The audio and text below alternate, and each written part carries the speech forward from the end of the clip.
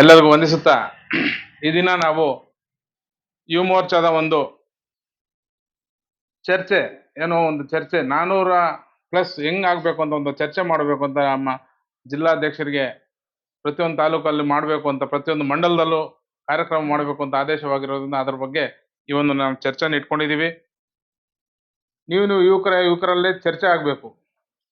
ನಿಮ್ಮ ಯುವಕರಲ್ಲಿ first time voters ತುಂಬಾ ಜನ ಇರ್ತಾರೆ.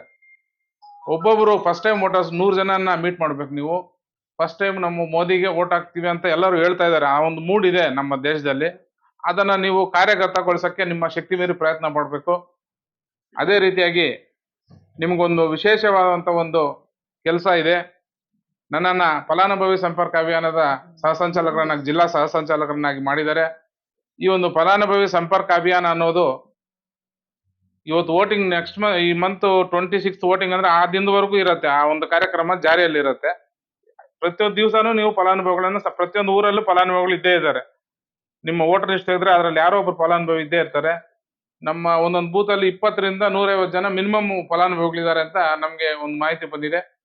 ಅದ ಮತ್ತೆ ನಂಬರ್ ಕೊಡ್ತೀನಿ. ಅದು ಮಿಸ್ಡ್ ಕಾಲ್ ಅಭಿಯಾನ ಅಂತಿದೆ. ಯಾರು ನಮ್ಮ ಫಲಾನುಭವಿ ಯಾರು ಇರ್ತಾರೋ ಅವ್ರ ಕಡೆಯಿಂದ ಒಂದು ಮಿಸ್ಡ್ ಕಾಲ್ ಕೊಡಿಸ್ಬೇಕು. ನಮ್ಮ ರಾಷ್ಟ್ರದ ಕಚೇರಿಗೆ ಹೋಗುತ್ತೆ. ಅದು ಬಿಜೆಪಿ ದೆಹಲಿಯಲ್ಲಿ ಇರ್ತಕ್ಕಂಥ ರಾಷ್ಟ್ರದ ಕಚೇರಿಗೆ ಹೋಗುತ್ತೆ.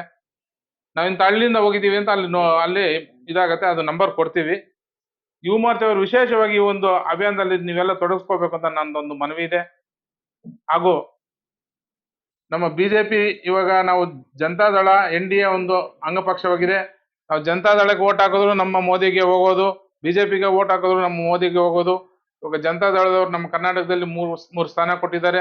3ಕ್ಕೆ 3 ಮತ್ತು ನಮ್ಮ ಕೋಲಾರದ ಒಂದು ಓಟು ಮೋದಿಯವರಿಗೆ ಹೋಗ್ಬೇಕು. ಆ 400+ ಅಲ್ಲಿ ನಮ್ಮ ಕೋಲಾರವು ಒಂದು ಇರಬೇಕು ಅನ್ನೋ ಒಂದು ದೃಢವಾದ ಒಂದು ಸಂಕಲ್ಪದೊಂದಿಗೆ ನೀವೆಲ್ಲ ಕೆಲಸ ಮಾಡಬೇಕು ಅಂತ ಹೇಳ್ತಾ, ನಾನು ಸಹ ಯುವ ಮೋರ್ಚಾ ಅಧ್ಯಕ್ಷನಾಗಿದ್ದೆ. ಮುಳಬಾಗಿಲು ತಾಲೂಕಿನ ಯುವ ಮೋರ್ಚಾ ಅಧ್ಯಕ್ಷನಾದೆ. ನಾನಾದ್ಮೇಲೆ ಪ್ರಕಾಶ್ ರೆಡ್ಡಿ ಆಗಿದ್ದ. ಎಲ್ಲ ನಮ್ಮ ತಾಲೂಕಿನಲ್ಲಿ ಯುವಕರಲ್ಲಿ ಬಿಜೆಪಿ ಬಗ್ಗೆ ತುಂಬಾ ಒಲವಿದೆ. ನಾವೆಲ್ಲ ಓಡಾಡ್ದಾಗ್ಲೇ ಮೊದಲಿಂದನೂ ಇದೆ.